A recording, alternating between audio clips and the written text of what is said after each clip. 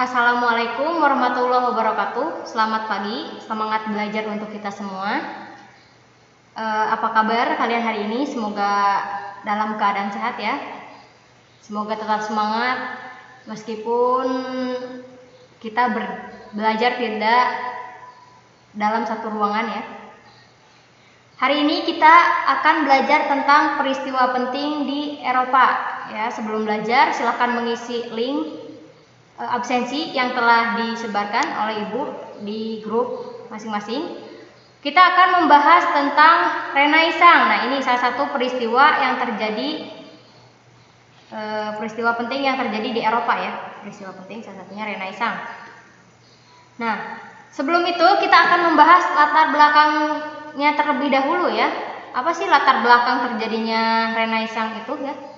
Yang pertama, Renaissance atau kelahiran kembali disebut juga rebirth ya. Rebirth bukan rebirth. Nanti kembali burung ya.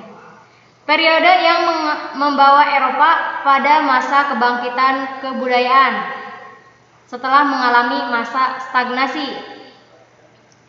Ada sejak kejatuhan Konstantinopel 1453. Nah, pada 1453 para pemikir-pemikir itu ke Italia untuk mengungsi karena pada saat itu Konstantinopel dikuasai oleh Turki Ottoman ya. Kemudian secara etimologi, dalam pengungsian mereka di Italia, mereka mengajarkan teori-teori klasik ya, teori-teori klasik kepada ilmuwan-ilmuwan Eropa ya, kayak gitu. Kemudian ada secara etimologi atau bahasa Latinnya. Re berarti kembali, nabire lahir. Ini dari bahasa Latin Renaissance ya. Re dan nabire kembali dan lahir. Menurut bahasa Prancisnya, Renaissance ialah lahir kembali ya. Timbulnya Renaissance sebagai revolusi pandangan hidup orang-orang Eropa dari zaman pertengahan ke zaman baru. Zaman pertengahan disebut juga dengan Middle Age ya. Zaman Eropa mengalami masa suram. Hal ini dikarenakan seluruh aktivitas atau aspek kehidupan diatur secara penuh oleh gereja, apapun diatur oleh gereja ya. Segala aspek kehidupan khususnya ya. Renaissance terjadi di kota Firenze ya ini. Lahir dari didukung oleh keluarga Medici. Medici ini adalah keluarga pedagang ya. Disokongnya yang memiliki masalah dengan sistem kepausan ya. Kemudian menjadi penyokong. Nah, penyokong dari siapa? Penyokong dari intelektual dan seniman. Nah, seniman dan intelektual juga mempunyai ketidakbebasan ya dalam mengungkapkan ya aspirasinya seperti itu, karena pada saat itu seluruh aspek kehidupan itu diatur oleh gereja ya, seperti itu.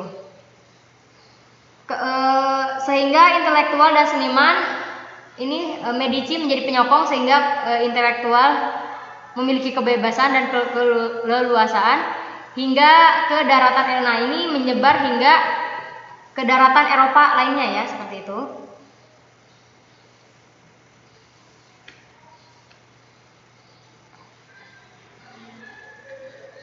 Nah, dampak Renaissance bagi dunia. Sedikit informasi, walaupun ditulisnya Renaissance, dibacanya Renaissance ya. Muncul aliran pemikiran yang mementingkan kebebasan akal, humanisme, rasionalisme, dan absolutisme. Nah, ini ya. Ini tidak awalnya diatur oleh gereja, muncul intelektual untuk kebebasan ya. Dari situ lahirlah humanisme, rasionalisme, dan absolutisme ya. Kemudian Italia telah menjadi pusat ilmu yang terkenal pada abad 15 ya. Dari situ seniman-seniman, ilmuwan-ilmuwan menjadikan Italia pusat ilmu ya. Karena banyaknya lahir ilmuwan-ilmuwan. Kemudian Renaissance membentuk masyarakat pedagang yang lebih maju. Nah, ini karena didukung oleh keluarga Medici ya. Kemudian melahirkan ahli-ahli sains terkenal. Nah, ini tadi juga karena banyaknya ilmuwan-ilmuwan, lahir juga ahli-ahli sains terkenal. Salah satunya ada Galileo Galilei, ya, terus Copernicus dan lain sebagainya. Leonardo da Vinci, ya, itu ya berkontribusi dalam dunia anatomi juga ya, anatomi tubuh manusia dan lain sebagainya. Kemudian dampak Renaissance bagi Indonesia, diantaranya ada berkembangnya iptek. Nah, berkembangnya iptek ya. Lalu orang mulai berpikir kritis. Ini iptek di sini iptek di sini khususnya pelayaran ya. Ini yang memicu orang-orang Eropa melakukan penjelajahan samudra juga. Kemudian, nah ini berkembangnya pelayaran dan perdagangan nasional maupun internasional. Nah, negatifnya menjadi jajahan negara barat. Nah, ini ditemukannya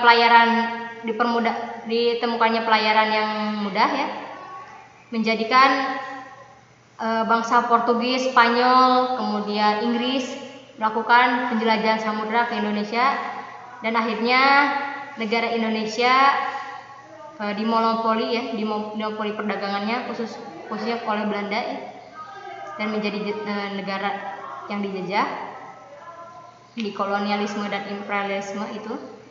Kemudian timbulnya sikap individualisme lepas dari agama ya.